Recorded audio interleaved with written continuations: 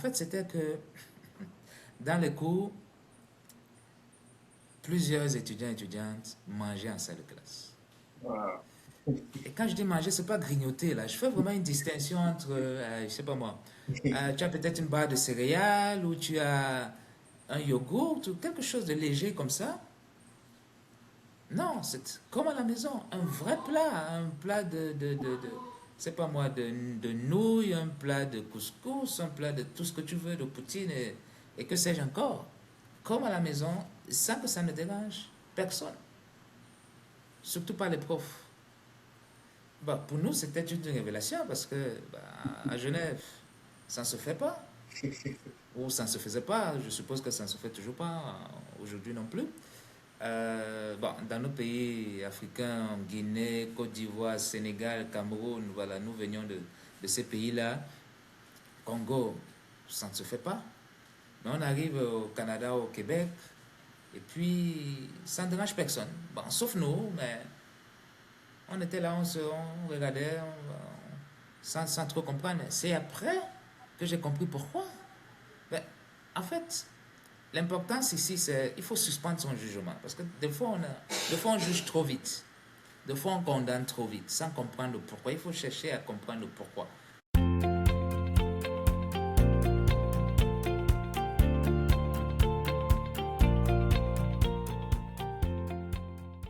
Alors, bonjour à tout le monde et bienvenue encore dans cette session d'aujourd'hui de notre chaîne MF Inspires, mis un pas de géant.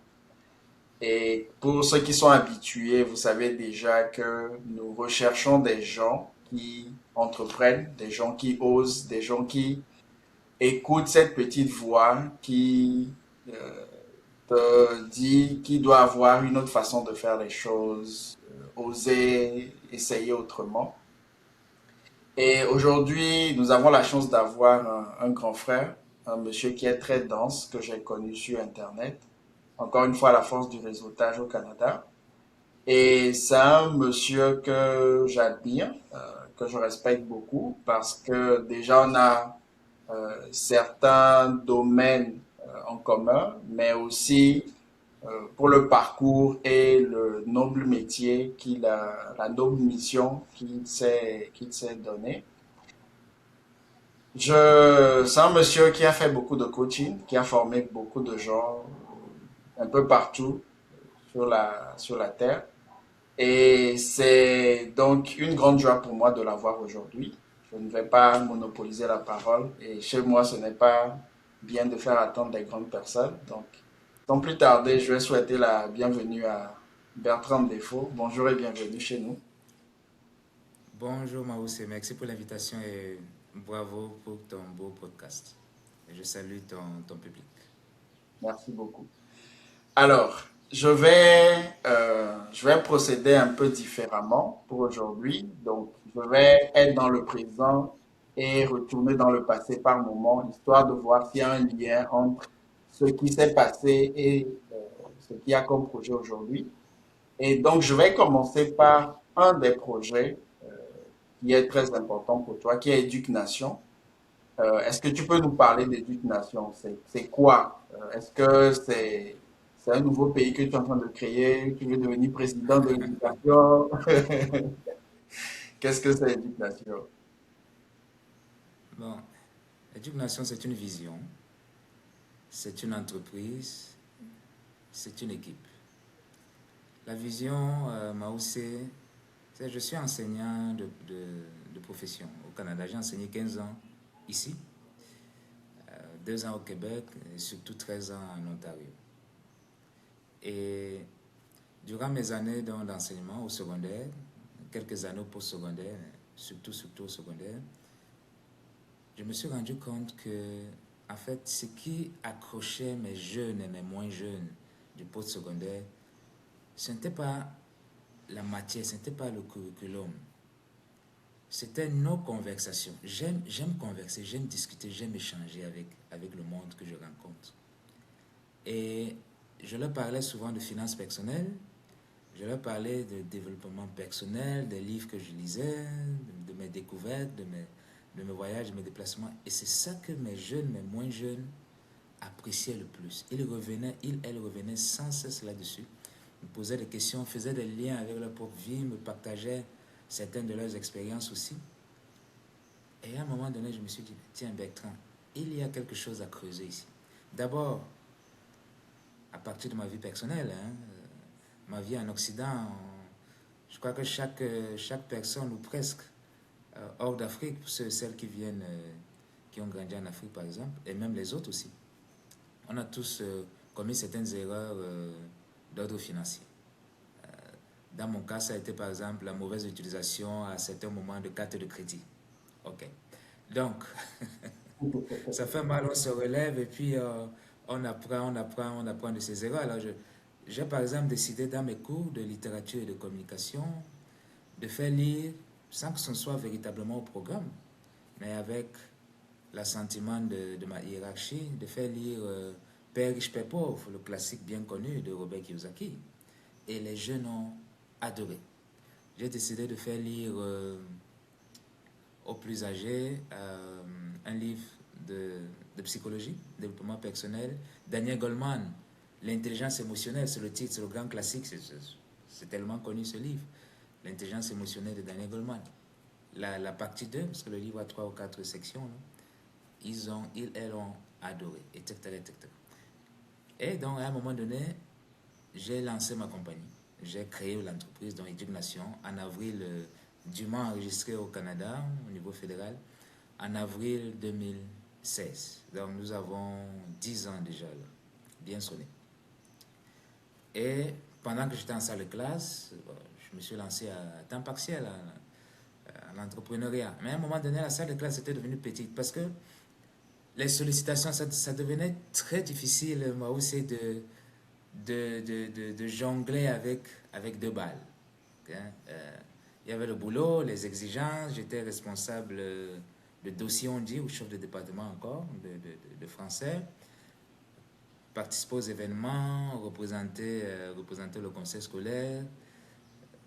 De l'autre côté, il y a l'entreprise qu'il faut faire fonctionner, les invitations à donner des conférences, ainsi de suite. Parfois des déplacements que j'étais obligé de refuser parce que je ne pourrais pas m'absenter au-delà d'un certain nombre de jours d'affilée ou bien parce que bon, là, il y a des examens, je ne peux juste pas bouger, on ne peut pas se déplacer à n'importe quel moment dans l'année scolaire, c'est bien connu, ou l'année universitaire, l'année académique. Il fallait que je fasse un choix à un moment donné. Ça a été pénible, mais j'ai dû choisir. Et j'ai donc posé ma démission pour me consacrer à temps plein à mon entreprise. Donc voilà.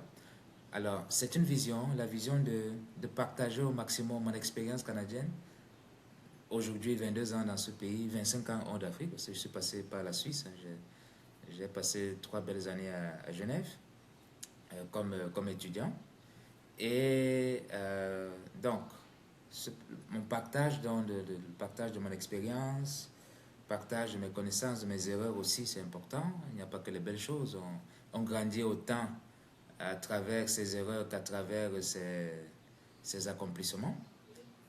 Il y a ça, et puis me dire, ok Bertrand, tu peux toucher un plus grand monde que quelques centaines d'étudiants et d'étudiantes par année. Donc voilà en quelques mots, j'espère que je n'ai pas été trop long. Non, non. Euh, voilà ce que c'est que Éducation. D'accord. Et je vais profiter pour titiller un peu pour mettre un peu l'épine dans la plaie. Il y a, pour avoir aussi fait un peu le tour, ceux qui font des prestations ou offrent des services, souvent la clientèle, ce n'est pas les nouveaux arrivants. Euh, Pas parce qu'on ne veut pas, mais parce qu'on est souvent confronté, euh, on se retrouve à déployer beaucoup d'efforts pour convaincre, pour expliquer aux nouveaux arrivants les réalités d'ici, etc. Donc, beaucoup à un moment donné se disent, bon, même si je veux le faire, c'est peut-être 25% de mes efforts. Qu'est-ce qui fait que toi, aujourd'hui, tu es toujours motivé à aider les nouveaux immigrants? Bon, c'est la passion, je comprends très bien, je vais développer l'aspect que tu soulignes là. Je comprends ça. C'est la passion, j'aime passionnément ce que je fais. C'est profondément, profondément en moi. pour moi, c'est un prolongement de l'enseignement. Je suis toujours enseignant. Je me considère, je suis plus en salle de classe, mais ce que je fais, c'est de l'enseignement. C'est ce que tu fais, animer un podcast, offrir, organiser des webinaires, publier sur les réseaux sociaux, c'est une forme d'enseignement. Nous sommes tous des enseignants et des enseignantes. Là, voilà, il y a un côté pédagogique dans ce que nous faisons. C'est très important. Alors, donc, ça m'anime profondément. Je ne compte pas les heures de travail. J'ai du mal d'ailleurs souvent à voir le temps passer. Ce sont des proches qui me rappellent que ça fait X nombre d'heures que je suis assis ou que parfois je suis au téléphone dans une, dans dans une session de coaching, etc. etc. Bon, il y a ça. De l'autre côté, malheureusement, avec la communauté africaine, les Africains ont du mal à comprendre certaines choses que je vais souligner encore ici pour ceux et celles qui veulent comprendre, évidemment. Chacun gère sa vie comme il veut, comme elle veut. Euh, on n'avance pas seulement avec le nombre d'heures de travail. On nous a habitués à, à croire que c'est le nombre d'heures de travail qui fait avancer. Qu'on avance, plus on va travailler, plus dur on va travailler, plus la tâche va être pénible, plus notre vie va avancer. C'est faux. C'est un gros mensonge, c'est totalement faux. Absolument faux. Pourquoi? Parce qu'il y a plusieurs raisons à cela. Je ne vais pas trop développer, ce n'est pas une conférence ici. Je vais te laisser l'opportunité de parler aussi, de poser des questions et d'aborder peut-être d'autres aspects de mon travail, de notre travail, parce que ce que nous faisons se ressemble pas mal, toi et moi. Il y a ce qu'on appelle le subconscient, que tout le monde connaît en principe. Et le subconscient là, détermine, selon les recherches, selon ce qu'on peut lire voilà, des psychologues, des scientifiques, etc.,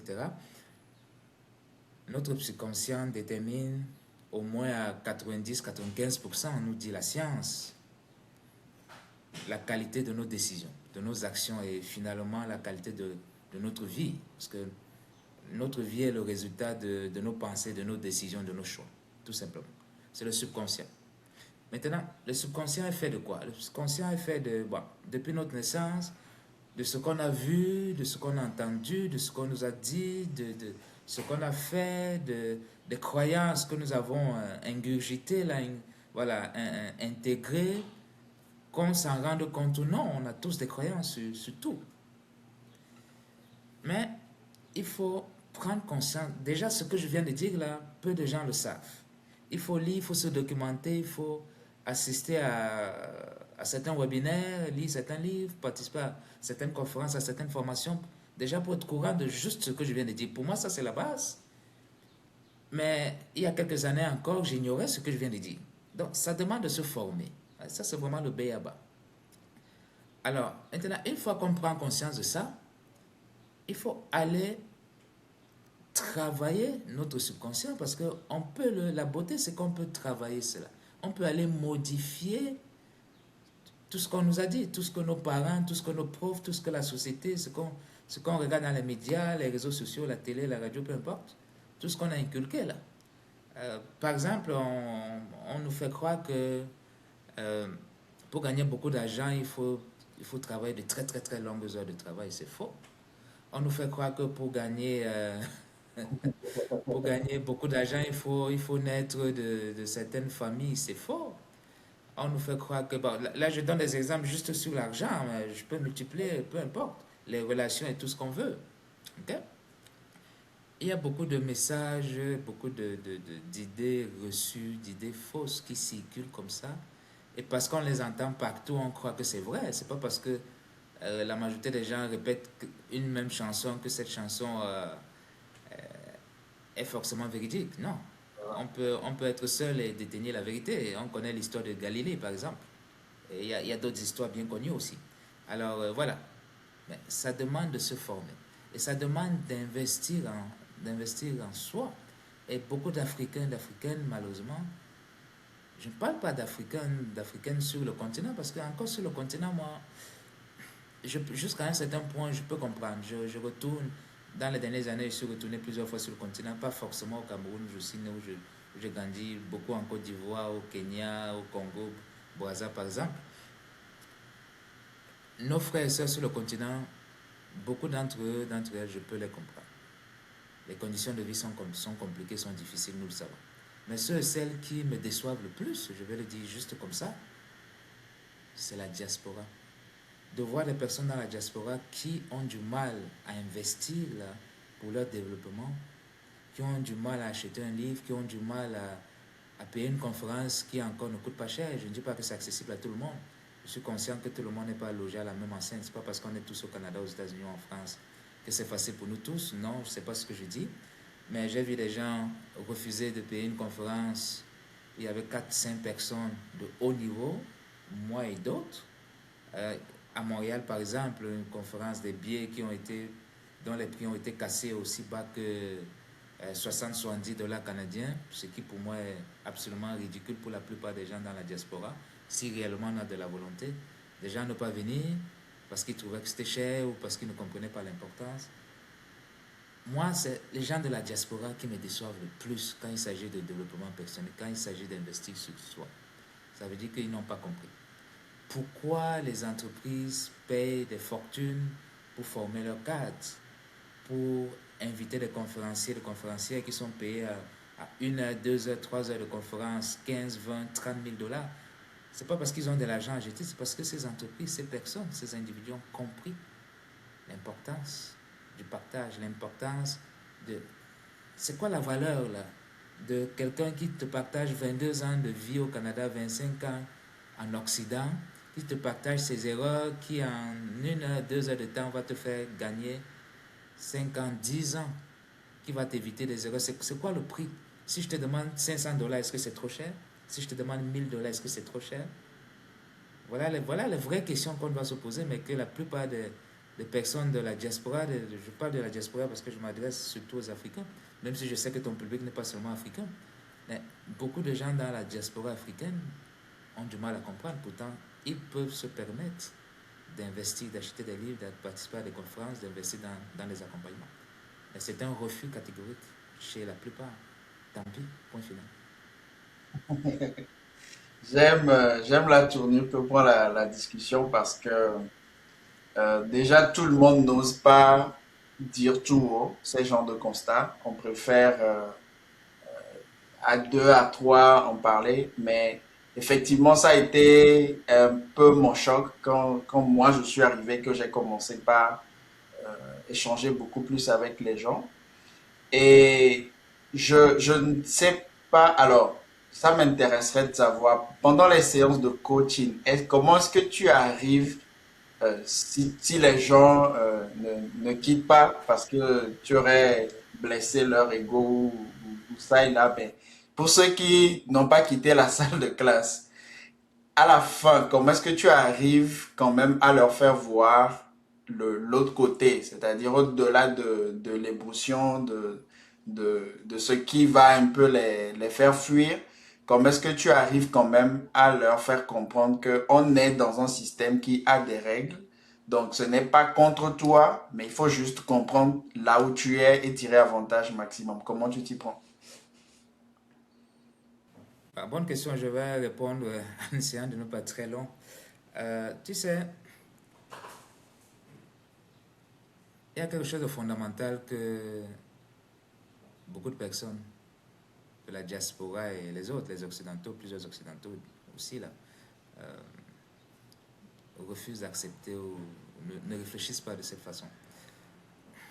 Parce que beaucoup voient l'achat d'un livre, la participation à une conférence euh, ou le versement pour une session ou des sessions de coaching, voient cela comme de la dépense et non pas comme un investissement. Parce qu'en réalité, c'est ça le problème. On voit ce qu'on sort, on se dit, oh mais non, je ne peux pas donner ce montant à ce gars ou à cette dame, tu vois. On voit ça comme une dépense, plutôt que de voir ça comme un investissement. Parce que si on regarde ça comme un investissement, on va se rendre compte que, mais tiens, il me partage ses erreurs, donc désormais, je suis bien positionné, bien armé pour ne pas commettre les mêmes erreurs que lui. Deux, il me partage ses stratégies. Trois, il me partage son réseau. Il répond à mes questions. Il il me permet d'acquérir plus de confiance en moi, etc., etc. Ça n'a pas de prix. Pourquoi? Parce que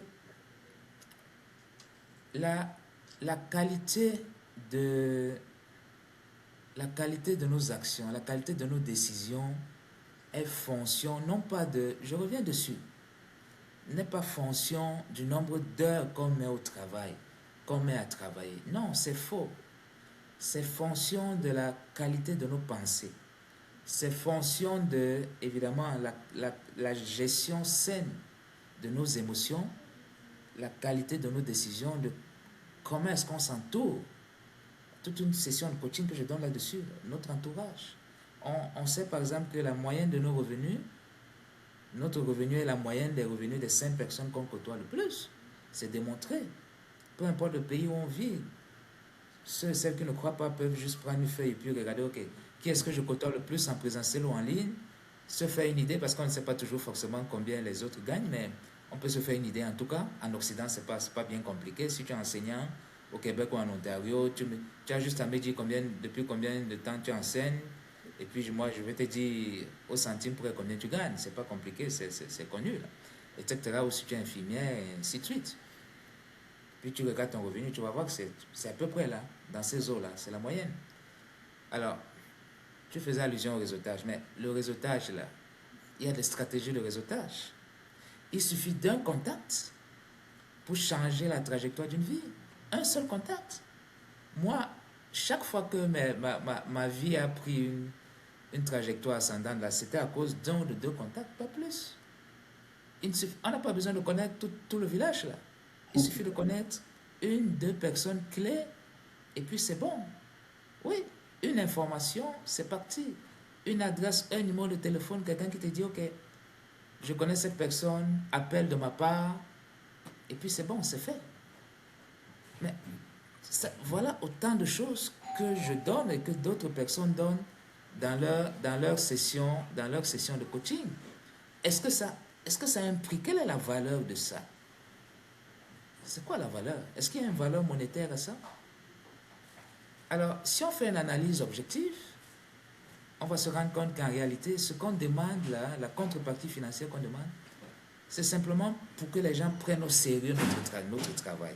Aussi simple que ça, rien d'autre. Vraiment rien d'autre, absolument rien d'autre. Donc je vais m'arrêter là pour ne pas être trop long. D'accord.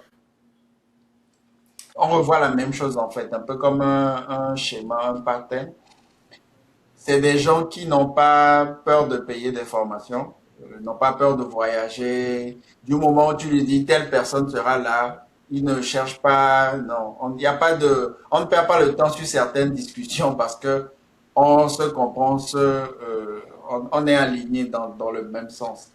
Et donc j'aimerais aussi profiter pour mentionner un point qui revient souvent, qui est celui du bénévolat. Euh, Moi, quand je suis arrivé, c'est vrai que je faisais beaucoup de bénévolat, une longue vie de vie associative avant d'arriver au Canada. Mais la manière dont le bénévolat est perçu ici, je le vois autrement. C'est-à-dire que au-delà de juste venir, rendre un service, aider la communauté, etc., il y a tout un écosystème. Déjà, même qu'on voit comment est-ce que euh, on a des sites qui encadrent le bénévolat, c'est tout un monde à part entière. Alors, ma question c'est, est-ce que aujourd'hui avec les réseaux sociaux, toi qui as déjà plusieurs années au Canada, est-ce que tu penses que le bénévolat est toujours d'actualité pour quelqu'un qui vient d'arriver et qui veut comprendre le système, développer son carnet d'adresses et tout ça? Bon, absolument, moi aussi. C'est la meilleure porte d'entrée au Canada d'ailleurs, c'est de faire le bénévolat. Attention, souvent je suis mal compris si on ne m'écoute pas jusqu'au bout. Parce que je connais la réponse de la plupart des immigrants, je l'ai entendu depuis que je suis dans ce pays, je connais la réponse. On va me dire, oh, d'ailleurs il y a des amis proches, hein. Je vais pas parler d'eux là parce qu'ils pourraient se reconnaître. Euh, bien, enfin, qui m'ont dit une fois, quand j'étais en salle de classe, j'ai collaboré pendant plusieurs années au sein de la revue de l'Ordre des enseignantes et des enseignants de l'Ontario pour parler profession. Et bon, ce que je faisais, on était une équipe, la chef de rubrique nous proposait des lectures selon nos centres d'intérêt et puis on lisait, on écrivait des critiques littéraires, des critiques de livres, de ressources pour les profs. Et j'en parle à deux autres profs, deux amis, qui me disent, oh Bertrand, mais je ne savais pas que c'était gratuit, ce qu'on te voit publier tout le temps, tu nous dis que c'est gratuit, c'est vrai ça? Ils avaient du mal à croire. Ouais. Je dis, oui, mais c'est gratuit. Bon, gratuit, et j'explique. Je dis gratuit dans le sens où je ne reçois pas d'argent, mais moi je considère que je suis payé parce que je lis des livres que je n'aurais probablement jamais découverts, je les garde. C'était une façon de nous récompenser aussi. Quand on lisait un livre, on rédigeait la critique d'une ressource, on la gardait. Ça faisait grandir notre bibliothèque. Une fois de plus, le prix de la bibliothèque, le prix d'une bibliothèque. Hein. La valeur qu'on accorde aux livres. On a peut-être tous des échelles de valeur différentes. Bon, certains vont dire qu'une bibliothèque, des livres, ça ne vaut rien. Je veux un beau costume, je veux de l'argent, je ne veux rien savoir. Ok, d'accord. Chacun ses valeurs, ses centres, c'est correct. Pour moi, des livres, ça vaut beaucoup. Donc, ça me faisait grandir ma bibliothèque. Donc, moi, je considère que j'étais payé. Ensuite, pour moi, c'était une expérience. J'aime écrire, j'aime lire, j'aime écrire, j'aime partager. Et c'est comme ça que je me suis fait connaître. C'est une des raisons pour lesquelles je me suis fait connaître très rapidement dans le monde de l'éducation en Ontario. Bon, il y a d'autres actions, d'éclats que j'ai posées, mais celle-là en était une, parce que publier trimestre après trimestre, pendant 8-9 ans à peu près, là, j'ai collaboré à la revue. Ça dit ce que ça dit. Ça m'a apporté beaucoup, beaucoup de félicitations et ainsi de suite. Alors oui, le bénévolat est super important. Quand on vient d'arriver, d'accord, il faut payer les factures. Je conseille à personne de ne faire que du bénévolat, c'est pas ce que je dis. Mais il faut consacrer, ça peut être 1 heure par semaine, 1 heure par mois. Parce que certains ont très peu de temps. Il y en a qui viennent seuls, avec des enfants par exemple, ainsi de suite. Il faut s'occuper des enfants, l'éducation, comprendre le système, se trouver un emploi soi-même, mille et une choses, je le sais. Mais on peut quand même trouver 1 heure par mois à donner à la bibliothèque du coin, à donner à la banque alimentaire du coin, à donner, bon, ainsi de suite à l'association du coin. Ok? C'est possible. Si quelqu'un me dit non, je ne croirais pas cette personne. Point final. Ok. Donc, maintenant, quels sont les avantages du bénévolat? Parce que je crois que je vais réexpliquer ce que je ne cesse d'expliquer depuis tant d'années. Un, c'est considéré comme une expérience de travail. Parce que souvent, certains employeurs vont demander, ok, vous n'avez pas d'expérience canadienne. Bon, ok. Alors, une manière de briser cette barrière-là systémique, je ne dis pas qu'elle est juste, il y a débat là-dessus. D'ailleurs, l'Ontario vient depuis janvier, hein, il y a une loi en Ontario qui interdit aux employeurs de demander dans les offres d'emploi l'expérience canadienne. Parce que c'est considéré comme une discrimination systémique à l'embauche. Point final. Wow. Ça, c'est l'Ontario, ce n'est pas partout au Canada. Ça, c'est un autre débat. C'était une parenthèse. Donc, c'est une première expérience canadienne. On l'ajoute à son CV. Ça permet de comprendre comment le monde de l'entreprise, le monde associatif fonctionne dans son pays d'accueil.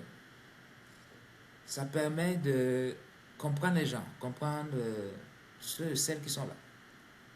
Comment ils pensent, comment elles pensent, etc., etc. Ça permet de développer son réseau, d'avoir ses premiers contacts, ses premières références professionnelles. Quand on va chercher un emploi, on va nous demander 2 ou 3 références professionnelles. Même quand on cherche un logement, on nous demande souvent, il y a le propriétaire qui demande des références. Ça, c'est important. OK? Donc, il ne faut pas juste... Moi, le problème que j'ai avec beaucoup de personnes, immigrantes ou non, là, c'est qu'on ne pense qu'à l'argent. L'argent tout de suite. Je ne dis pas que l'argent n'est pas important, mais les services sont payants. Quelquefois, voilà, je peux fermer les yeux parce qu'on m'explique son contexte, sa situation personnelle, et je suis sensible à ça. C'est important aussi, cette sensibilité. Mais il ne faut pas juste réfléchir par rapport à l'argent tout de suite. Il y a des choses qu'on fait aujourd'hui gratuitement, mais en sachant que, en fait, ça va nous permettre de gagner 2-3 fois plus tard. C'est aussi ça, avoir une vie avec stratégie, bâtir une vie sur la stratégie, pas seulement sur le court terme, mais sur le moyen et le long terme. Ok. Il y a des engagements, il y a des conférences que j'ai accepté de donner gratuitement, même si je savais que l'organisme avait le budget pour ça, parce que beaucoup d'organismes sont financés par les fonds publics, je le sais, j'ai l'expérience au Canada, je sais comment ça marche, le système. Mais on me disait, oh, on n'a pas de fonds, est-ce que tu veux faire ça? Bon, je dis, ok, d'accord. Mais pourquoi? Parce que je voulais me faire connaître, surtout les premières années, bâtir les liens avec le nouvel organisme en me disant que, ok, cette première conférence-là, je vais la donner comme si c'était moi la finale de ma Coupe du Monde. Pourquoi? Parce que je veux donner bonne impression. Je veux faire bonne impression. Ils ont du mal peut-être à sortir leur enveloppe parce qu'ils se disent, ah, lui, on ne le connaît pas encore, on ne sait pas trop de quoi il est capable. Ok, je comprends ça, j'accepte, ne me faites pas confiance. Je vais vous donner la conférence gratuitement. Je vais vous prouver de quoi je suis capable. Et par la suite, on pourra parler de cartes sur table et il n'y aura plus de conférences gratuites. Et c'est comme ça que j'ai eu beaucoup de contrats. Par exemple, avec Parents Partenaires en Éducation, qui est notre meilleur client là, depuis de longues années, mais j'ai commencé comme bénévole. Et encore aujourd'hui, même si j'ai des contrats payants avec PPE, Parents Partenaires en Éducation, c'est juste un exemple. Encore aujourd'hui, je fais beaucoup de bénévolat avec PPE, énormément. À tel point que, tu l'as vu certainement passer sur mes réseaux sociaux il y a 2 3 mois, j'ai obtenu le prix des parents de la commission des parents francophones du Canada. Ok? Il y a ça, il y a une autre distinction que PPE m'a. C'est pas PPE qui m'a décerné, mais sur recommandation de PPE. Je ne vais pas en parler, ça va être le gouvernement de l'Ontario. C'est pas encore public. C'est pour ça que je le dis à demi-mot, mais tout ça, c'est pour le bénévolat. Le gouvernement de l'Ontario va me reconnaître là dans les prochains mois. OK? Alors, tout ça pour mes actions bénévoles. Tu vois? Alors, je m'arrête là pour ne pas être trop long. J'espère que ça a convaincu les sceptiques, ceux et celles qui veulent en tout cas écouter. Les autres qui veulent camper sur leur position, il n'y a pas de souci. Chacun gère sa vie comme il veut. Alors, c'est très très bien encore une fois de voir que on n'est pas seul à vivre certaines expériences. On n'est pas aussi parano ou bien on n'exagère pas quand on prend certaines décisions par rapport au feedback qu'on a des uns des autres. Et il y a une petite parenthèse que j'aimerais ouvrir. Dans une de tes sessions, lors d'une interview, tu disais que l'immigration commence le jour où on arrive et tu donnais l'exemple de quelqu'un qui mangeait en classe quand tu es à l'université. Je ne sais pas si tu peux revenir sur ça et nous dire quelques-unes de ces anecdotes parce que souvent quand on arrive, des gens pensent que je suis le plus. C'est-à-dire qu'on vit des situations, on pense qu'on est les seuls à vivre ça, on a tout vécu alors que à côté des gens ont vécu plus que ça. Est-ce que tu peux revenir sur ça et puis sur d'autres anecdotes? Nous étions un groupe de jeunes Africains à Genève, à l'université, et puis on a tous fait l'immigration vers le Canada et plusieurs m'ont devancé, plusieurs sont venus après moi également. Alors, à l'Université Laval, on se retrouve et puis on se partage nos observations. On était dans des programmes différents. Moi, je faisais une maîtrise en communication publique, d'autres étaient bon, dans d'autres départements. Et puis, un jour, on papote, là, on s'est dit, mais est-ce que vous avez observé ci, est-ce que vous avez remarqué ça? En fait, c'était que dans les cours, plusieurs étudiants et étudiantes mangeaient en salle de classe. Voilà. Et quand je dis manger, c'est pas grignoter là. Je fais vraiment une distinction entre, je sais pas moi, tu as peut-être une barre de céréales ou tu as un yogourt ou quelque chose de léger comme ça. Non, c'est comme à la maison, un plat c'est pas moi, de nouilles, un plat de couscous, un plat de tout ce que tu veux, de poutine et que sais-je encore. Comme à la maison, sans que ça ne dérange personne, surtout pas les profs. Bah, pour nous, c'était une révélation parce que bah, à Genève, ça ne se fait pas. ou ça ne se faisait pas. Je suppose que ça ne se fait toujours pas aujourd'hui non plus. Bon, dans nos pays africains, Guinée, Côte d'Ivoire, Sénégal, Cameroun, voilà, nous venions de ces pays-là. Congo, ça ne se fait pas. Mais on arrive au Canada, au Québec, et puis ça ne dérange personne. Bon, sauf nous, mais on était là, on regardait sans trop comprendre. C'est après que j'ai compris pourquoi.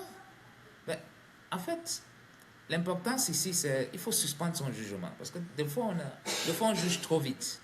Des fois, on condamne trop vite, sans comprendre le pourquoi. Il faut chercher à comprendre le pourquoi. Ça ne veut pas dire qu'on partage forcément ce qui se fait, mais il faut comprendre le pourquoi. Alors, pourquoi ça ne dérange personne? Parce que ici, dans la société, d'abord, les étudiants travaillent. Beaucoup rendus à l'université, là, programme de second cycle, et même au premier cycle, beaucoup d'étudiants travaillent. Étudier coûte cher. Qu'on soit résident permanent canal citoyen ou pas, ça coûte cher. On travaille. Beaucoup travaillent à temps plein et étudient à temps partiel. Deux, parce qu'on travaille, ça fait que les heures de repas sont très respectées ici. Tu l'as certainement remarqué toi aussi, à 12 heures là, on arrête de travailler, ne demande pas à quelqu'un au Canada 12 heures, 1 minute de rester encore devant son ordi ou bien... Non, non, non, non. On arrête, même à 12 heures moins 5 là, parfois moins 10 allez, on a arrêté, on est déjà en train de chauffer son repas. Voilà comment ça marche, jusqu'à 13 heures à peu près, et puis on revient. Donc, à 12 heures, s'il y a un cours à 12 heures, c'était des cours de 3 heures dans mon programme, 12 heures à 15 heures par exemple, forcément les gens vont manger. Sinon, qu'est-ce qu'ils vont faire? Si on a un cours à 18 heures à 21 heures, bon, 18 heures, on mange au Canada, on ne mange pas à 20 heures, 21 heures, 22 heures, comme souvent dans nos pays. La plupart du temps, on mange très, très tard. Ce qui est mauvais pour la santé en passant. Je l'ai appris bien après là, ça. Ok? On va manger à 17 heures, 18 heures. C'est comme ça au Canada, la plupart du temps. Bah, c'est l'heure du repas. On a cours, mais c'est l'heure du repas. Donc, forcément, on va manger. Ou même si on a cours de 15 heures à 18 heures, on sort du travail, on est peut-être fatigué, on a besoin voilà, ok, d'énergie et tout. On va manger, donc ça ne dérange personne. Absolument personne. Sauf quelques Africains nouveaux arrivants qui ne comprennent pas ce qui se passe. Alors, ça m'a fait comprendre aussi quelque chose, je vais le dire, et je vais terminer là. J'espère que je ne suis pas trop long dans mes réponses. Ça m'a fait comprendre aussi que des fois, nos sociétés en Afrique, là, nous sommes trop rigides dans comment je vais dire ça, dans nos façons de fonctionner. On a trop de lois, on a trop d'interdits, on a trop de prescriptions. On laisse très peu de liberté de mouvement, de choix, de décision aux jeunes, aux populations. Je ne vais pas au niveau étatique parce que si on va dans la politique, ça va devenir autre chose, mais même dans les familles, c'est parfois trop compliqué. Les enfants ne doivent pas s'asseoir ici ou là, les enfants ne doivent pas faire ceci, ne doivent pas faire cela, les enfants doivent faire ci, doivent faire ça. Trop de règlements, trop d'interdits. Et ça rend la vie austère, ça rend la vie parfois chaotique. On ne laisse pas les jeunes, moins jeunes, on ne laisse pas la possibilité de s'exprimer. Je ne prône pas ici le libertinage, c'est pas ce que je dis. Je pense que si vous avez grandi en Afrique, vous me comprenez très bien là. Je fais la part des choses. Ok.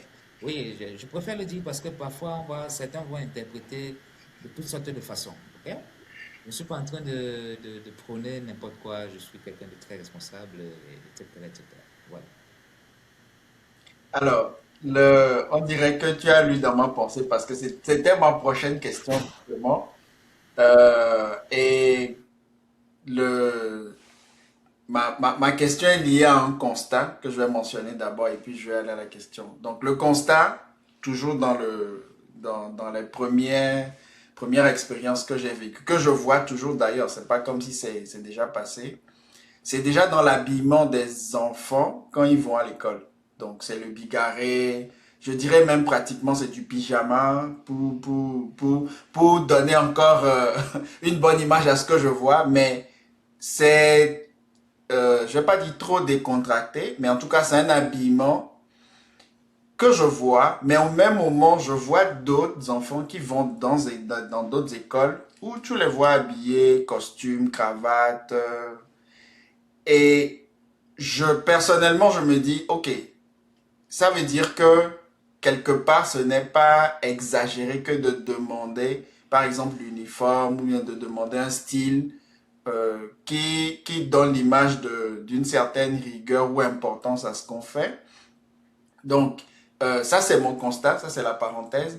Mais maintenant que tu as aussi abordé l'aspect de la rigueur que nous, on connaît, je viens un peu aussi de l'ancienne génération, je dirais.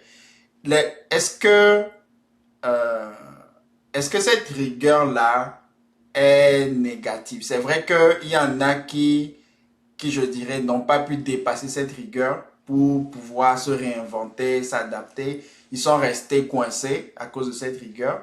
Mais est-ce que ce n'est pas plus facile d'être moins rigoureux quand on a été très rigoureux plutôt que l'inverse? Parce que quand moi je vois un peu cette résilience-là qui est demandée quand tu viens par exemple au Canada, euh, comprendre des choses, tu n'as pas beaucoup le temps, tu n'es même pas arrivé à 18 ans, tu es arrivé dans la trentaine, quarantaine des fois.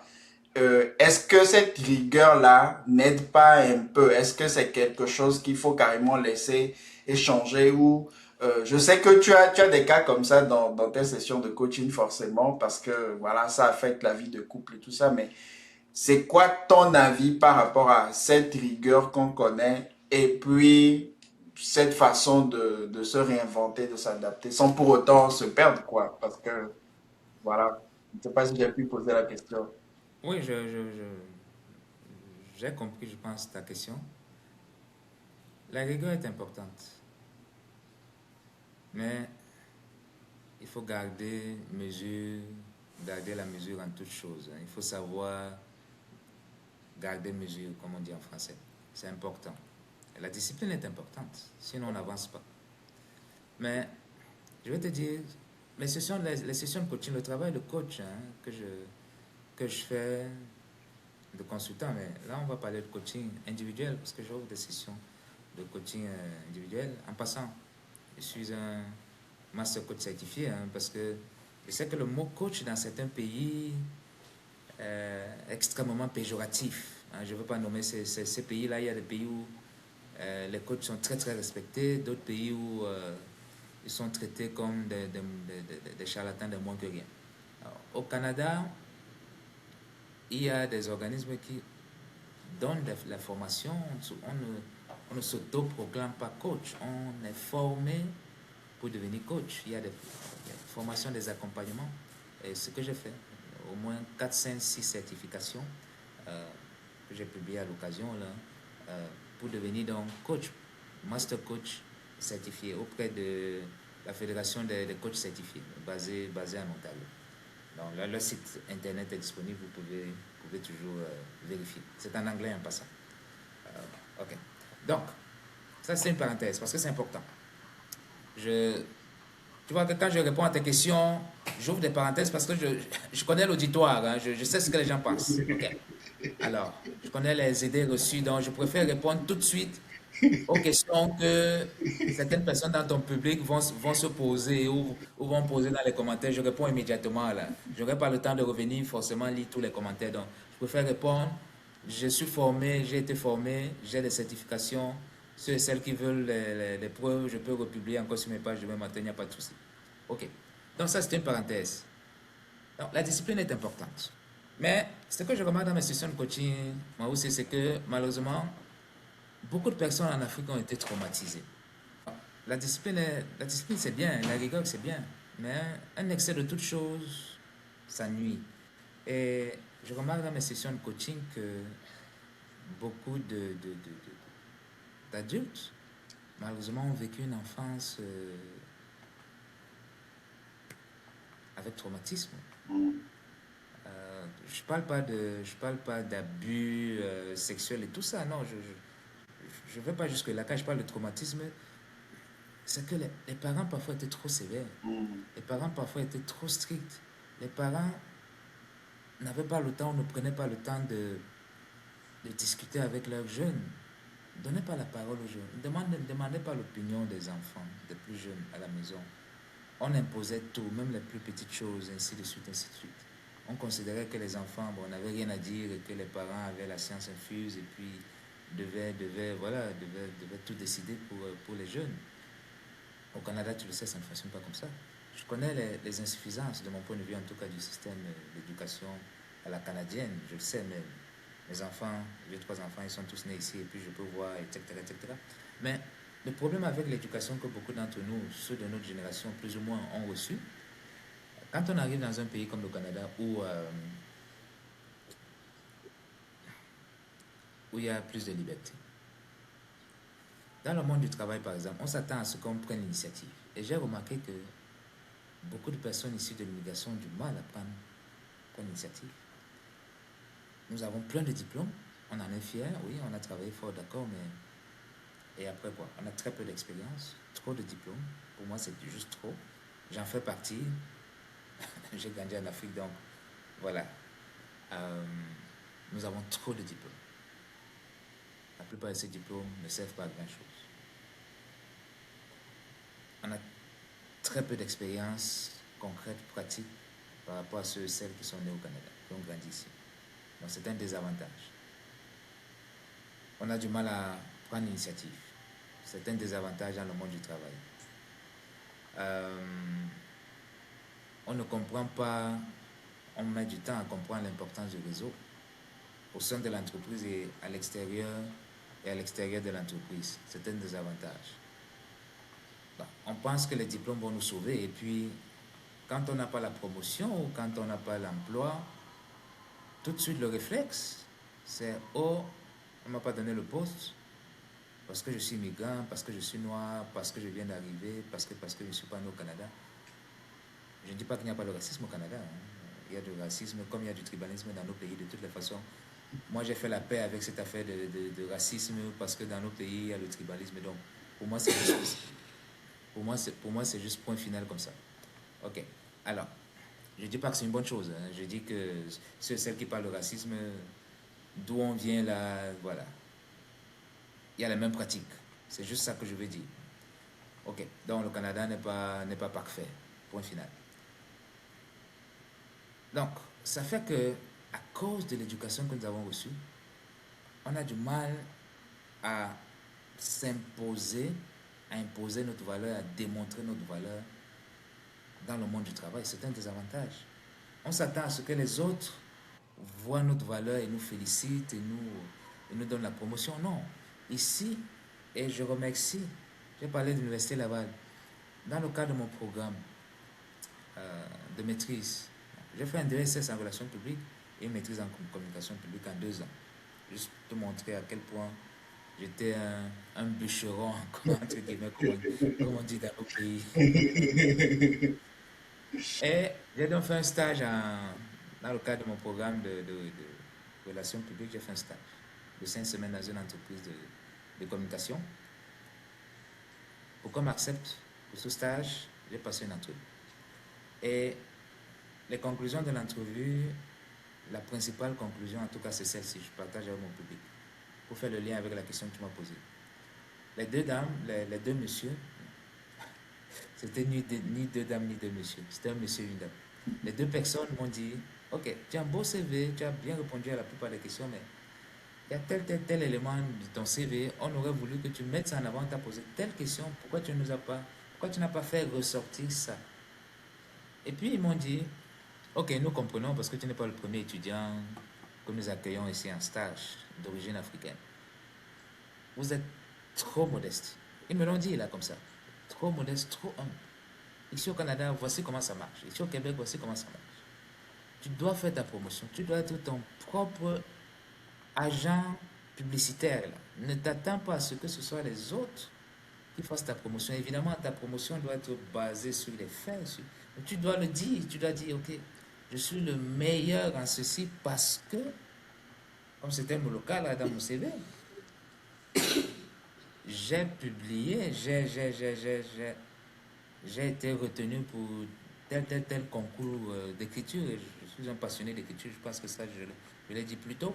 J'aime lire, j'aime écrire passionnément. J'ai été publié 2 fois au Cameroun, concours jeunesse, la fête de la jeunesse, 11 février au Cameroun. Les Camerounais connaissent bien cette date, tous ceux qui ont vécu au Cameroun aussi.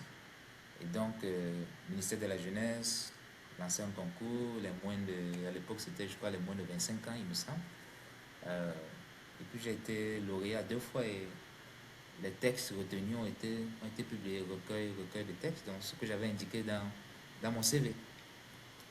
Et donc voilà. Mais je n'ai pas été capable de ressortir ça en entrevue, pourtant c'était indiqué dans mon CV. Mm. Et ils m'ont fait la remarque, vous êtes trop modeste, trop humble. Ici au Québec, là, ça va vous jouer de mauvais tours. Mm. Faites votre promotion. Quand vous avez des belles choses comme ça, dites-le. Dites, je suis. Et surtout que c'est en communication, l'écriture, en communication, ben, c'est une qualité recherchée. Je pourrais dû nous dire, je suis un des meilleurs en écriture. La preuve, j'ai été publié, j'ai été retenu peut-être tel concours dans mon pays d'origine, etc., etc. Donc, souvent, nous passons à côté des promotions, pour ne parler que des promotions, parce que on a l'impression que on va se vanter. On nous a souvent dit, oh, arrête de te vanter, laisse les autres t'apprécier. Ça, c'est ce qu'on m'a répété souvent, ça c'est mon éducation. Beaucoup d'autres personnes sans doute. Laisse les autres t'apprécier. Non, je dois être la première personne à m'apprécier. Du moment où j'ai des preuves de ce que je dis. Si je dis que je suis l'un des meilleurs consultants dans le monde francophone, ben, je le suis. Les faits d'âme sont là. Point final. Je ne dis pas que je suis le meilleur, je dis que je suis l'un des meilleurs. J'ai les preuves. J'ai les témoignages, j'ai des reconnaissances, j'ai des accomplissements. J'ai travaillé avec tel organisme, avec telle entreprise, j'ai fait ceci, j'ai fait cela. Je publie, aller sur mes réseaux sociaux, aller sur mon LinkedIn, etc., etc. Et puis revenez me dire si ce que je dis est faux. Aussi simple que ça. Voilà.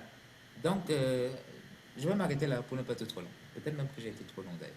Non, non, non, non, c'est important parce que savoir se vendre, euh, même pour ceux qui veulent entreprendre, il y en a qui, quand tu échanges avec eux, tu vois qu'ils ont beaucoup de potentiel, mais ils n'osent pas parce qu'ils se disent, ah, moi, je ne sais pas me vendre. Et tu lui dis, mais tu as quand même été à des interviews. Qu'est-ce que tu penses que tu faisais quand tu essayais de parler de ton parcours, etc. Tu te vendais déjà. Donc, c'est juste une question de comment comprendre les concepts, comprendre c'est quoi la réalité, accepter les défis que nous avons travaillé sur ça. Donc, j'ai bien aimé l'anecdote et le retour. Et pour faire un lien avec le sujet suivant, c'est qui est l'intelligence artificielle qui est là aujourd'hui aussi. Je sais que c'est un des thèmes sur lesquels tu te penches. Déjà, est-ce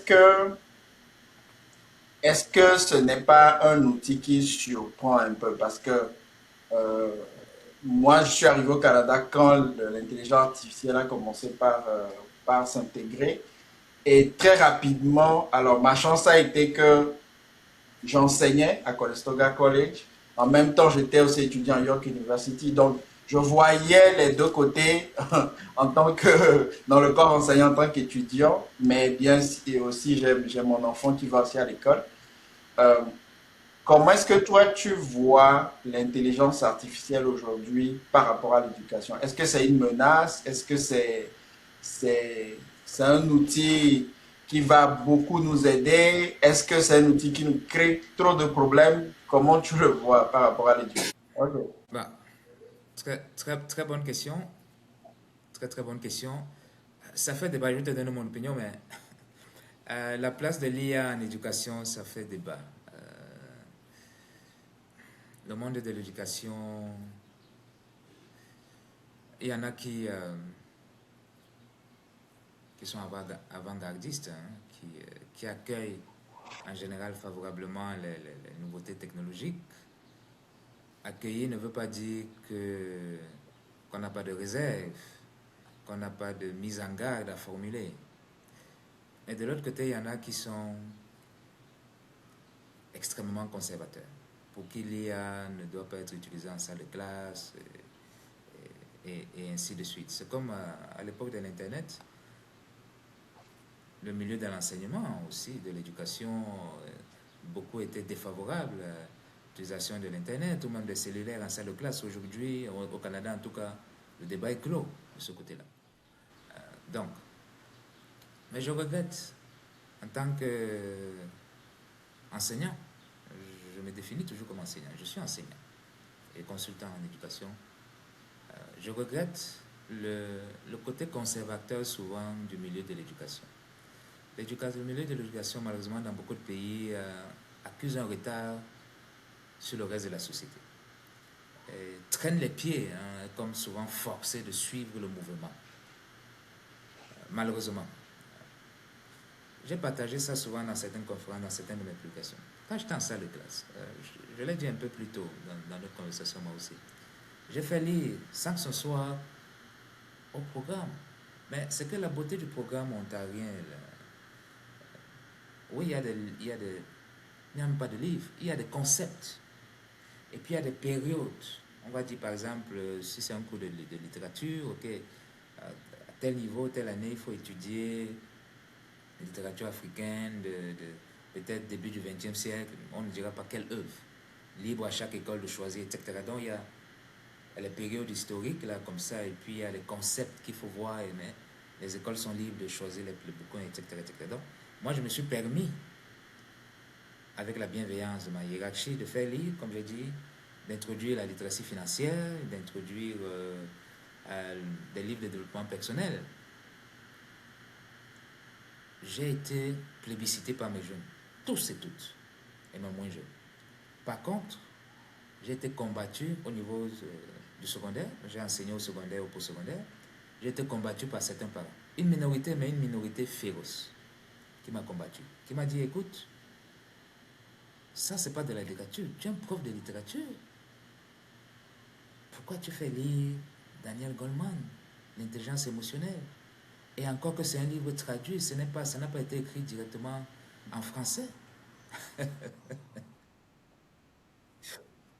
J'ai été combattu par certains, toute petite minorité là, de parents, mais féroces, pour qui ça n'avait rien à voir dans les salles de classe, dans le système francophone. Parce que c'est un livre traduit, disait-il ou disait-elle, c'est quelques parents, et parce que pour eux, ce n'était pas de la littérature. Tu vois jusqu'où certains esprits peuvent aller. Mais j'arrête là le débat. Mais ça me fait penser à ça parce que tu poses la question de l'intelligence artificielle, de comment c'est accueilli. Oui, il y a des gens extrêmement conservateurs.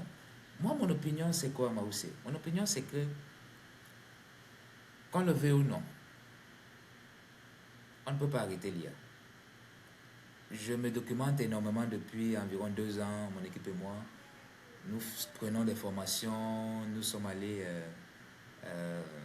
à Orlando, par exemple, nous sommes déjà en juin, c'était l'année dernière ça, pour une conférence de 4 jours, des partenaires américains, spécialement sur l'intelligence artificielle. On paie des formations en ligne, des accompagnements avec la même entreprise, toujours sur l'IA, etc., etc. Nous connaissons les risques avec l'IA. On le sait.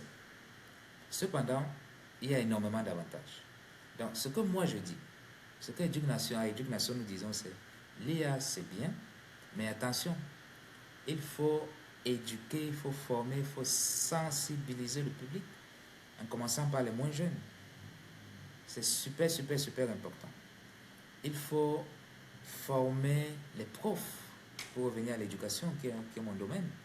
Il faut former, accompagner les profs, le monde, le personnel de l'éducation, qu'ils soient profs ou responsables, directeurs, directrices d'école, de conseils scolaires, administrateurs. Il faut les accompagner, il faut les former. Il faut faire tomber cette peur-là de l'intelligence artificielle que beaucoup de personnes ont, même dans le monde de l'éducation. Je crois que la peur fait en sorte que, malheureusement, on mette cet outil extraordinaire de côté. Et de toutes les façons, qu'on le veuille ou pas, la course est lancée et elle ne va pas s'arrêter.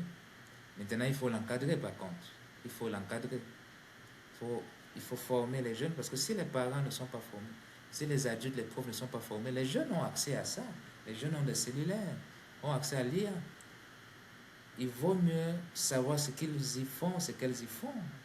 Encadrer cela plutôt que de se dire, oh, ça ne nous intéresse pas, c'est dangereux, parce que qu'on le veut ou non, ils vont continuer à utiliser l'IA. Donc, voilà mon opinion là-dessus. L'IA, c'est un outil extraordinaire. Ça permet de faire des choses juste magnifiques. Ce qui nous prenait des jours, parfois, on le fait en quelques minutes. Beaucoup d'efficacité, tout simplement. Alors, toujours dans le même sens, puisque, encore une fois, dans tes sessions de coaching, tu aides aussi dans le choix de carrière, éducation, etc. Est-ce que quand un parent aujourd'hui qui te soumet le cas de son enfant, et ça je le dis par rapport à l'emploi à venir, souvent on se dit, ah, mon enfant va devenir tel, et donc j'aimerais qu'il fasse telle étude maintenant. Quand on voit l'IA aujourd'hui, d'un autre côté, on voit comment est-ce que l'éducation n'est pas forcément à jour pour dire, ah, telle formation, ce n'est plus la peine de l'offrir parce que dans 3 5 ans, tel qu'on voit les choses, ça n'aura plus beaucoup de sens. Donc, est-ce que tu as déjà commencé par gérer des cas comme ça et vers quoi est-ce que tu diriges un peu les parents qui veulent faire le choix avec leur enfant de leur carrière? Bon, excellente question, merci. Effectivement, je travaille beaucoup avec les parents, à titre individuel, mais à travers les organismes aussi. Et puis, bon, pour leurs enfants ou même pour eux-mêmes, pour elles-mêmes. J'étais dans une école, je fréquente beaucoup le milieu de l'éducation, je cesse de le dire. J'étais dans une école pour parler à des jeunes il y a environ 3 semaines en Ontario. Une école rurale, toute petite ville là, de, je pense, 2 3 4 000 habitants maximum. Probablement moins de 4 000 habitants. Toute petite communauté. Une école francophone. Et bon, je parlais de l'IA, justement. Je donnais des conseils aux jeunes. C'était des jeunes 10e année, bon, le système ontarien, 10e à 12e année, dans les 3 dernières années du secondaire avant d'aller à l'université. Et je le demandais aux jeunes, ça c'était la question d'introduction. Qu'est-ce que vous comptez faire? Est-ce que vous savez ce que vous voulez faire déjà plus tard? Si oui, quoi? Quelle profession, etc. Bon, une dizaine là dans la salle, ils étaient plus nombreux, mais une dizaine a pris la parole et puis chacun m'a dit ce qu'il comptait faire. Je leur ai dit, ok, c'est bien, mais sachez que, attention, selon les études, plus de la moitié des emplois actuels d'ici à 2035, là, soit n'existeront plus, soit auront subi un profond bouleversement, de profonds changements à cause ou grâce à l'IA. Puis les jeunes étaient surpris. Je dis, oui, c'est ça. Donc, ah bon, ceux qui sont en 12e année, vous graduez là dans quelques jours, c'était quasiment la fin de l'année scolaire, là, quand je leur ai parlé. Bon, ok, pour vous, le choix, c'est déjà fait au niveau des collèges et des universités, mais pour les amis qui sont en 10e année, par exemple, dans 2 à 3 ans, réfléchissez bien, demandez conseil. Ok, ok. Euh, donc, il y a ces bouleversements-là, il faut en tenir compte. Et les personnes issues de l'immigration, je reviens toujours sur l'immigration parce que je suis issu de l'immigration. C'est pas mon unique public, mais je suis sensible à cette corde-là parce que c'est une population fragile. C'est une population qui fait face à des défis que d'autres groupes n'ont pas forcément. D'autres groupes ont leurs défis aussi, évidemment. Mais les personnes issues de l'immigration, il faut déjà comprendre la nouvelle sur la société d'accueil, etc., comme nous avons dit. Mais on vient aussi des pays où on n'est pas très avancé technologiquement. Alors, on doit faire très attention à ça. Et puis, on est souvent économiquement défavorisé. On vient de milieux par rapport à d'autres groupes, à d'autres communautés. Donc, pour toutes ces raisons, nous sommes à risque. Nous sommes parmi les plus à risque. Alors, ce que je dis aux parents, et aux parents de l'immigration, aux parents et aux parents issus de l'immigration, je leur dis attention. D'abord, pour vous, là, vous devez, que vous le vouliez ou non, vous devez vous intéresser à l'IA. Ce n'est pas une affaire de j'aime ou bien. Non, non, non, non. C'est une affaire de survie, c'est une affaire de stratégie. Point final. C'est comme, voilà, on n'aime pas un repas, mais si c'est tout ce qu'on a là, bon, en attendant peut-être que le salaire tombe la semaine prochaine, on va manger peut-être le riz pendant 2 3 jours et puis voilà, parce qu'il faut survivre. C'est un peu ça. J'exagère un peu, mais je pense que On comprend ce que j'essaie de dire ici. C'est une affaire de survie. Il faut s'intéresser à l'IA. Qu'on le veuille ou qu'on ne le veuille pas, qu'on n'aime pas, il faut s'intéresser à l'IA. Point final. C'est la stratégie. Maintenant, quand on s'intéresse à l'IA, on va se rendre compte que, en fait, il y a énormément d'avantages avec l'IA. L'IA va venir bouleverser notre emploi. L'IA va créer des opportunités. Parce que beaucoup ont peur de l'IA parce que se disent que l'IA menace leur emploi, en fait. Mhm. On ne voit pas que l'IA, comme l'Internet, Mhm. l'Internet a créé tellement, tellement d'emplois.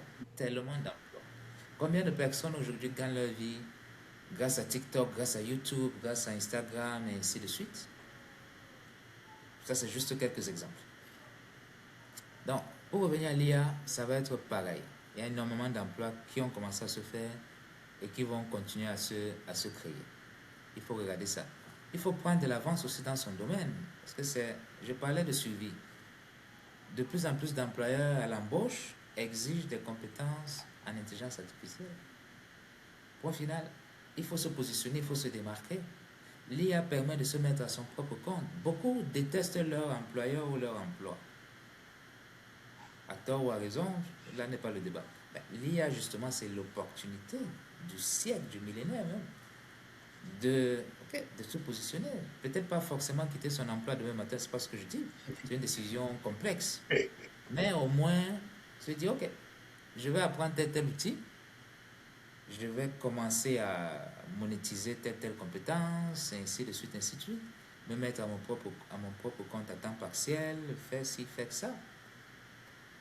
Petit à petit, et qui sait, peut-être que dans 6 mois, peut-être que dans 2 ans, peut-être que dans 3 ans, j'aurai les côtes assez solides, les ailes assez grandes pour quitter mon emploi si telle est ma volonté. Okay? Il y a ces opportunités. C'est super important. Maintenant, pour les plus jeunes, comme j'ai dit aux jeunes à cette école-là, aux jeunes d'une autre école, école anglophone, toujours dans une communauté rurale de l'Ontario, il y a à peu près 2 mois cette fois-là, pour cette école anglophone, mettez-vous à lire. N'attendez personne, ni vos parents, ni vos profs, parce que les adultes parfois sont vieux jeux, sont lents à adopter les transitions, contrairement aux jeunes. Mettez-vous à lire, vous avez les cellulaires, allez-y. Du moment où vous ne faites rien contre la vie de vos parents, rien contre la loi, jouez avec l'outil, jouez avec ChatGPT, essayez des affaires, posez des questions, fouillez, ainsi de suite. Vous allez apprendre, vous allez grandir de cette façon-là. Vous allez avoir le pouvoir de décision. Okay. Ça, c'est une chose. L'autre chose, pour notre communauté immigrante, j'aborde souvent ça, je veux le redire ici, moi aussi. Avec ou sans l'IA, nous avons, ça c'est mon opinion, avec le recul, nous commettons souvent des erreurs dans le choix des professions. Surtout nous francophones ou francophiles.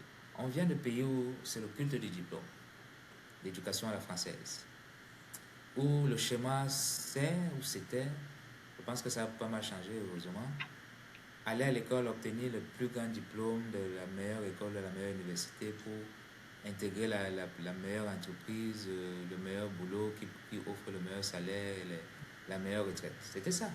Mais en Amérique du Nord, ça ne marche pas comme ça ne fonctionne pas de cette façon. Un plombier, un électricien n'a rien à envier à un prof d'université. Je connais les salaires. Un plombier, un électricien n'a rien à envier à un médecin. Rien du tout. Rien. Bien au contraire d'ailleurs, dans la plupart des cas, bien au contraire. Ce sont des choses, des réalités que les parents issus de l'immigration ignorent. Beaucoup d'entre eux, d'entre elles, ignorent ces réalités-là. Or, qu'est-ce que ça prend pour devenir plombier? Ce sont des formations d'un an. Un an. Avec stage rémunéré parce qu'il y a pénurie dans ces domaines. Plombier, électricien, comment on les appelle encore là? Au Cameroun, on dit les gars et les filles des chauds et froids là, qui réparent le réfrigérateur et tout ça. Qui les voient la Mexique climatisation, ou celles qui réparent par exemple les chauffages, voilà, les machines à laver, bon, ainsi de suite là.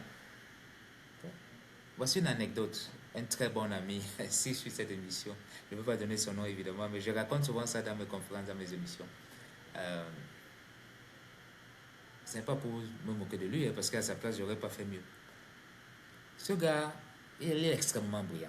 C'est un ami très, très, très, très, très proche. C'est un frère. Il a obtenu un doctorat en physique dans une université parisienne, il y a longtemps. Il est un peu plus âgé que moi.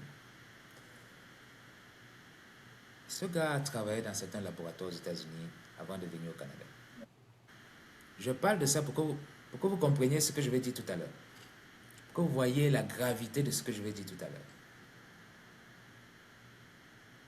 Un jour, il y avait un problème d'électricité dans son garage, chez lui. Il a essayé de réparer, de trouver la panne. Pendant plusieurs jours, il n'a pas réussi. Il a été donc contraint d'appeler un électricien. L'électricien arrive, je te vois rire. Tu comprends ce que je veux dire. L'électricien arrive, qui n'a certainement pas de doctorat, qui n'a... Je ne connais pas ce monsieur, je n'étais pas là. Cet ami, ce frère qui me raconte. Mais on sait ce que ça prend pour être électricien au Canada. On n'a pas besoin d'avoir fait de longues études. 1 an, 2 ans de formation et ça suffit. Et puis on passe des certifications. De quelques mois, et puis voilà, il y a des examens, on réussit, et puis c'est bon. On est électricien certifié, et puis point final. Donc, le gars avec sa compagnie, il vient avec sa petite camionnette là. Mon ami qui me raconte, je n'étais pas là. Et puis, mon ami me dit, gars, tu sais, on parle entre nous là au téléphone. Il dit, gars, tu sais, je ne sais même pas si ça a pris 5 minutes à ce monsieur. 2-3 minutes, 2 temps, 3 mots. Il m'a posé une question. Il est retourné dans sa camionnette, il a pris quelque chose là, deux affaires. Il est revenu, 2 minutes, pam, l'électricité était de retour. Et puis il me dit, est-ce que tu sais combien j'ai payé? Ah, j'éclate de rire. Je lui dis, gars, comment je vais savoir? Dis-moi seulement. Tu as commencé à me raconter l'histoire, termine. Le gars me dit 300, j'oublie le montant, 300 quelque Wow, chose de dollars. wow, Pour 2-3 minutes de travail. wow. Mais regarde la beauté. D'abord, ce n'est pas 2-3 minutes de travail parce que ça, c'est une mauvaise analyse. Certains vont dire 2-3 minutes de travail, ils vont dire c'est trop cher. Vous, les consultants, vous, les ceci. Exactement. Ah, on vous paye, voilà pourquoi on ne veut pas payer vos formations. Parce que non, c'est pas 2-3 minutes de travail. Ce gars, ça lui a pris 1 an, 2 ans de formation. Ça lui a pris de l'expérience. Je ne sais pas depuis combien de temps il est électricien, je ne le connais pas celui-là. Peu importe. Ça lui a pris une expertise. En fait, c'est pas la durée de la tâche. C'est pour ça que je disais tout à l'heure au début que ceux qui pensent que gagner beaucoup d'argent, c'est le nombre d'heures qu'on met à travailler, c'est faux. Non, c'est l'expertise qu'on a développée. C'est ça en fait. Pour ça que je dis, mais quelle est la valeur de mes 22 ans, de mes 22 ans quelle est la valeur de mes 22 ans d'expérience? Tout ce que je partage, toutes les personnes qui nous écoutent depuis, qui vont continuer, c'est quoi la valeur de ce que je partage là? S'il fallait me payer, c'est quoi la valeur? Est-ce que, est-ce que tu vois? Donc, les 300 et plus que ce gars a demandé pour 2-3 minutes, on ne l'a pas payé cher. Il a une expérience.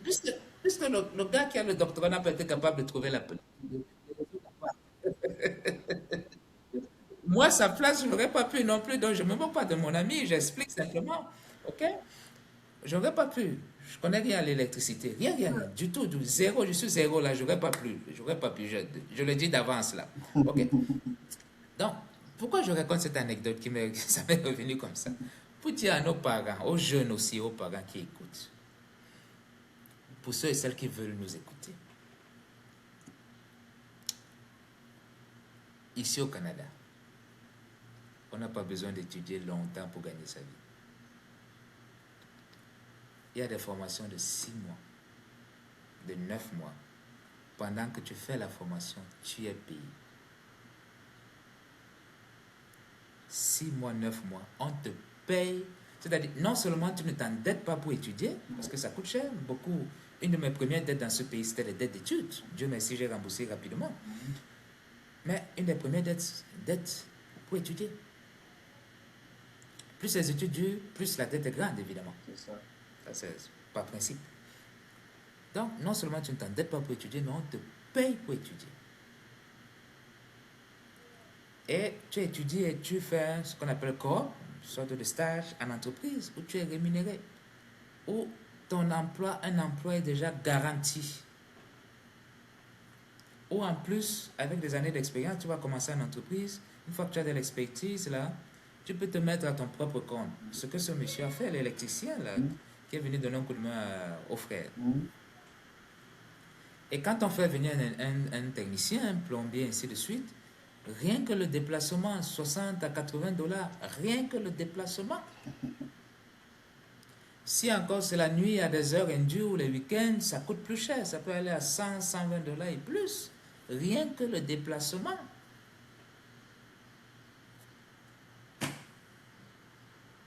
Je m'arrête là, parce que je peux... Moi, ça me... Je comprends pas que les personnes ne comprennent pas ça. Si j'avais grandi dans ce pays, si j'étais venu à 18 ans, 19 ans, comme beaucoup de jeunes, de plus en plus, avec les grosses vagues d'immigration qu'on a connues, les enfants nous arrivent là, très jeunes, là. J'aurais fait de meilleurs choix. Tout à l'heure, j'ai dit que nous avons trop de diplômes, j'ai trop de diplômes, nous avons trop de diplômes, qui ne servent à rien en réalité. Ça ne sert à rien. Non, je suis sérieux, ça ne sert absolument. Pas que c'est pas bon d'étudier, c'est bien d'étudier, mais on peut étudier autrement. On peut lire, on peut aller à des conférences, ainsi de suite. On n'a pas besoin de s'asseoir, faire passer d'une université à l'autre, 10 ans sur les bancs à l'université, 10 à gauche, à droite, pour avoir un bout de papier qu'on va accrocher sans que c'est zéro. Si on veut devenir médecin, d'accord, il y a quelques cas comme ça. Mais pour la plupart, la plupart des professions, là, ça ne sert à rien. Je ne dis pas que tout le monde doit devenir mécanicien, électricien, parce que certains vont aussi dire, ok, est-ce que tu veux dire que désormais, là, on ne peut plus devenir ingénieur ou on doit tous devenir mécanicien? Parce que je connais la réaction de certaines personnes, hein.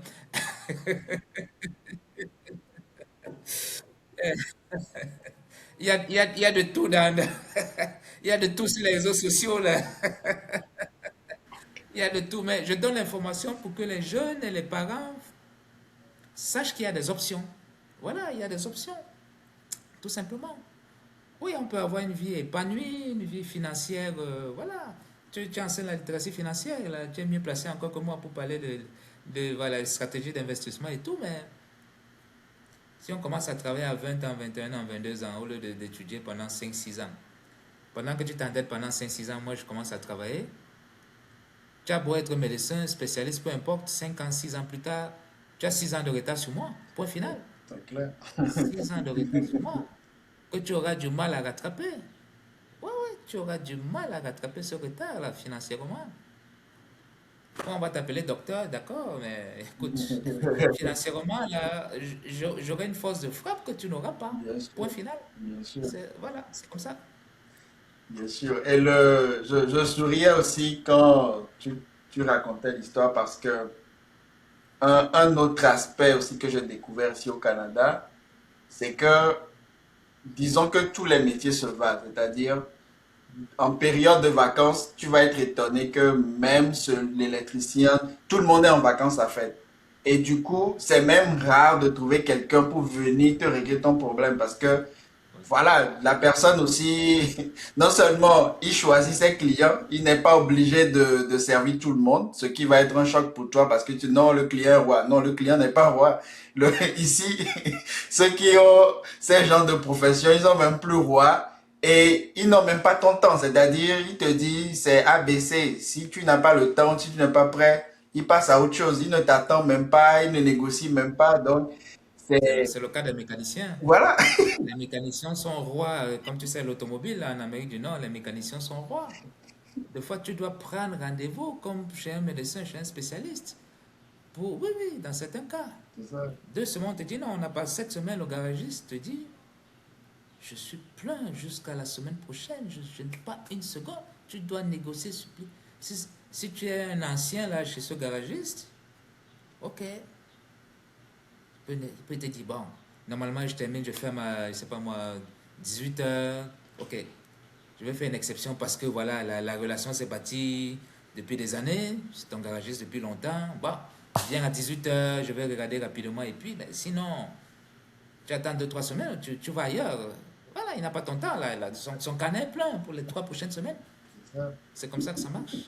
Oui. C'est ça, et on est choqué. C'est-à-dire, il y a de ces chocs-là qui te font réfléchir. Pour ceux qui aiment bien réfléchir, là où et c'est comme ça que tu remets en cause, en fait, comment toi tu voyais les choses et ce qu'il faut prendre. Bien sûr, il y en a qui restent en mode plainte, mais moi, comme tu le dis aussi, je préfère comprendre comment les choses marchent et m'adapter. Et ce que j'ai envie de poser comme question, c'est ce que j'ai du mal aussi à comprendre, c'est euh, pour ceux qui ont fait par exemple l'entrée express, c'est 1 an, 2 ans, voire 3 ans de démarche, etc.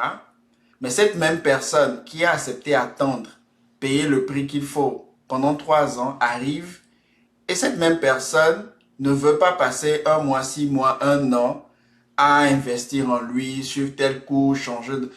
C'est aussi ce paradoxe que je n'arrive pas à comprendre. Je dis, mais regarde, toi-même regarde, tu as passé 3 ans, tu ne t'es pas plaint, tu as accepté que le système est comme ça.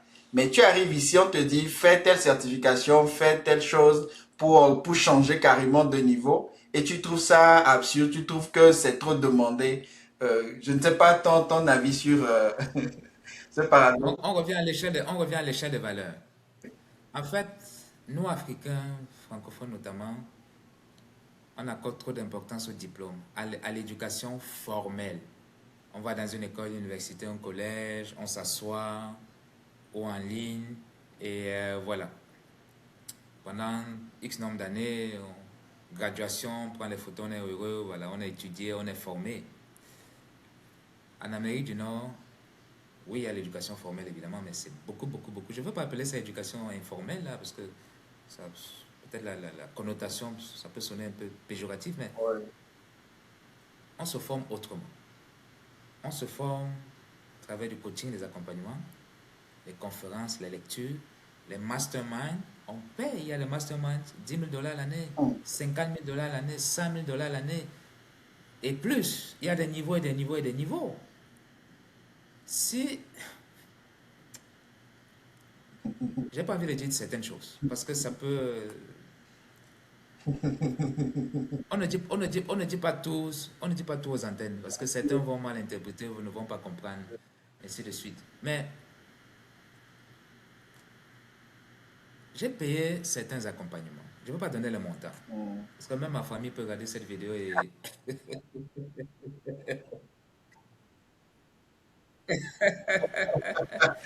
dire, ah oui, tu as dépensé ça?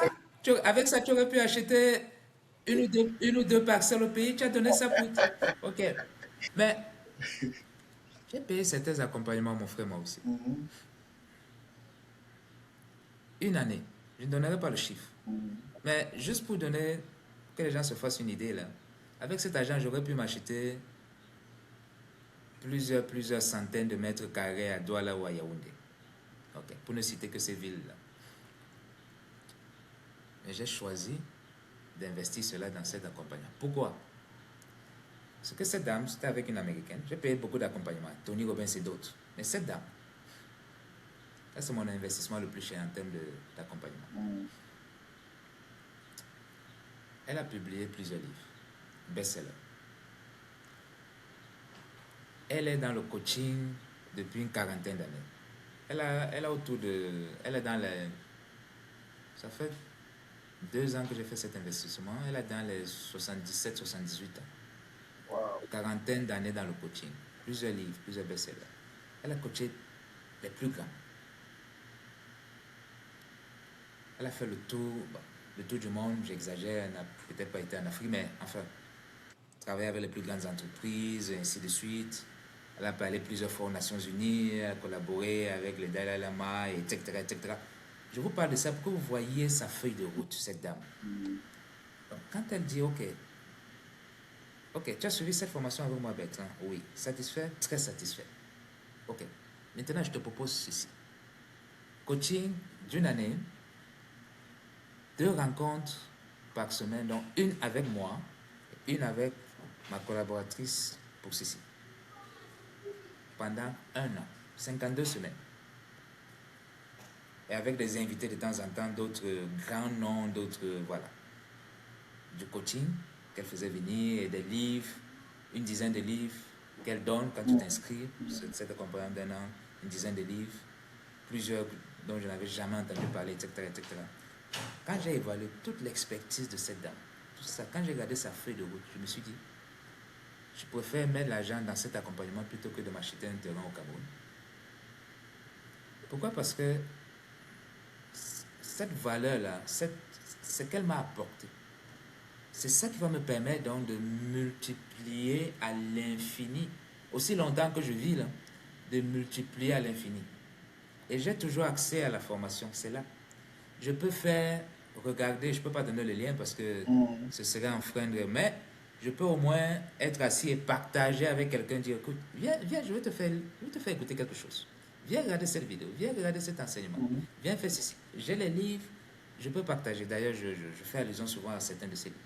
Ça n'a pas de prix. C'est ça que je veux que les gens... J'allais dire quelque chose, mais peut-être on va dire faire attention. Je veux que les gens qui veulent réfléchir, réfléchissent. Je suis conscient que tout le monde n'a pas cet argent. Mais je sais aussi que beaucoup ont cet argent, mais ne comprennent pas l'importance d'investir dans les formations, dans les accompagnements. Ce que beaucoup d'autres ont déjà compris. Paye les masterminds à 10 000 $ l'année, 50 000 $ l'année, parce que dans le groupe, il y a des millionnaires. Que ce soit dans l'immobilier, dans le... Peu importe ce qui nous intéresse. Il y a des gars qui ont un patrimoine de 20 portes, comme on dit, donc 20 appartements. Dans le jargon, on utilise le mot porte. 50 portes, 100 portes, 200 portes, 500 portes. Toi, tu es en train de commencer où tu veux commencer. Si tu as quelqu'un qui a, même quelqu'un qui a seulement 2 portes, toi, tu as 0 porte. Si cette personne te propose un accompagnement, est-ce que tu gagnes ou tu ne gagnes pas? Mais il y a des gens qui préfèrent essayer tout seul, toute seule, parce qu'ils ne veulent pas investir. Ils disent non, pourquoi je vais payer? Je suis capable de faire ça. Ok, vas-y, fais ça. C'est correct, vas-y. Oui, c'est ça. D'accord. Alors, j'ai passé un bon moment. Je sais que ça a été la croix et la bannière pour, euh, pour qu'on puisse avoir ce temps ensemble pour échanger. Il y a encore beaucoup de sujets, mais pour ne pas s'éterniser, je vais te laisser la parole pour un dernier mot. C'est vrai que il y a encore beaucoup d'autres sujets. Probablement on va revenir encore sur certains aspects. Mais je te laisse la parole pour un dernier mot. Tu choisis le public à qui tu veux t'adresser, le message que tu veux aussi leur faire parvenir. Et voilà. Bon, écoute, merci pour l'invitation, merci pour l'échange, hein. C'est toujours un plaisir de converser avec toi, moi aussi. Et puis, je remercie ton public chaleureux. J'ai parlé avec mon style, avec ma manière. Ça a peut-être choqué certaines personnes. Mais j'ai l'expérience que j'ai, le regard que j'ai. On peut ne pas partager certaines de mes analyses, mais ce sont les miennes. Je les assume. Et puis voilà. Que vous soyez au Canada ou ailleurs, en Afrique, peu importe d'où vous allez regarder cette vidéo, d'où vous avez regardé cette vidéo. Euh, je vous salue et ça me fera plaisir de connecter avec vous sur LinkedIn, par exemple, si vous êtes sur LinkedIn. Encore là, beaucoup de personnes, de professionnels ne sont pas sur LinkedIn, ce qui est une erreur extrême, je le dis, hein, je le dis partout, partout. Si vous n'êtes pas sur LinkedIn, créez-vous un profil sur LinkedIn. C'est 1,15 milliard d'abonnés. 1,15 milliard d'abonnés, c'est la plateforme par excellence pour les affaires et pour le monde professionnel. Il y a tous les décideurs, tout, bref. Tu m'as dit le mot de la fin, là, je suis en train d'ouvrir Non, vas-y, vas-y. tout notre programme, c'est parce que je constate malheureusement que beaucoup de professionnels ne sont... Ça me désole de voir... Écoute, il y a beaucoup de choses. Il y a beaucoup de choses à... On ne va pas changer le monde en une journée, là, malheureusement, mais voilà, c'est mon dernier mot, là. Je vais juste m'arrêter là parce que... Ouais, sinon, voilà. Il faut être sur LinkedIn. Et si vous êtes sur LinkedIn que vous ne prenez pas ça au sérieux, c'est une erreur. LinkedIn, c'est une machine à cash. C'est une machine à imprimer de l'argent si vous savez comment ça marche, si vous prenez le temps une fois de plus de vous former, d'investir. C'est une formation que j'offre, que nous offrons à Éducation Nation, un accompagnement, gère les pages de certains professionnels de certaines entreprises. Ça coûte un certain montant, mais vous pouvez simplement vous former, gérer vos pages, votre profil vous-même, comme vous voulez. Mais faites-vous accompagner, faites-vous former pour LinkedIn. C'est une machine à cash de manière directe ou indirecte. Le branding, on parle beaucoup de personal branding, l'image de marque. Comme des entreprises, on a tous une image de marque, qu'on le veuille ou non, qu'on en soit conscient ou pas. Et puis LinkedIn contribue à bâtir cette image de marque. Beaucoup de gens viennent vers moi parce que ces personnes voient mes publications, voient les témoignages, voient voilà, les extraits de mes conférences, mes déplacements, mes actions. Et ne m'auraient jamais connu autrement si je n'étais pas sur LinkedIn, par exemple. Je suis sur TikTok aussi et sur d'autres plateformes. Mais LinkedIn, c'est vraiment notre plateforme préférée. C'est une machine à imprimer de l'argent, absolument. Quand on sait l'utiliser, quand on se déploie régulièrement, au moins 2 à 3 publications par semaine, et quand on envoie les invitations comme tu as fait avec moi, avoir des conversations inbox, là, en privé, c'est comme ça qu'on noue les liens et puis ça débloque des contrats, ça débloque des partenariats, ça débloque des collaborations, ça débloque des opportunités d'emploi. Il faut savoir qu'en Amérique du Nord, euh, au moins 80 à 90% des emplois ne sont pas publiés. Donc, comment vous serez au courant qu'il y a telle opportunité si on ne sait même pas que vous existez? On ignore que vous existez. Vous avez beau être, je sais pas moi, le meilleur boulanger de la planète, si je ne sais pas que vous existez, jamais je ne viendrai acheter du pain chez vous, parce que simplement j'ignore votre existence. Donc la visibilité, c'est le premier combat. Ensuite, il y a la crédibilité, de montrer ce dont vous êtes capable. Voilà les 2 grands combats. Et puis, quand on garde ça à l'esprit, on laisse le temps faire les choses. Parce qu'il faut le temps aussi. Il faut être patient. Il faut laisser le temps faire son œuvre. Je m'arrête là, mon cher. Merci pour l'invitation. Et voilà, à bientôt pour une autre conversation. Merci beaucoup. Je vais faire l'effort de ne pas rebondir sur ce que tu as dit parce que Il y a beaucoup à dire, hein? ça fait encore beaucoup de choses qui viennent là, mais on va pas tout manger aujourd'hui. On va garder un peu pour la prochaine fois aussi. Merci encore une fois et à la prochaine. À la prochaine. Merci. Bye bye.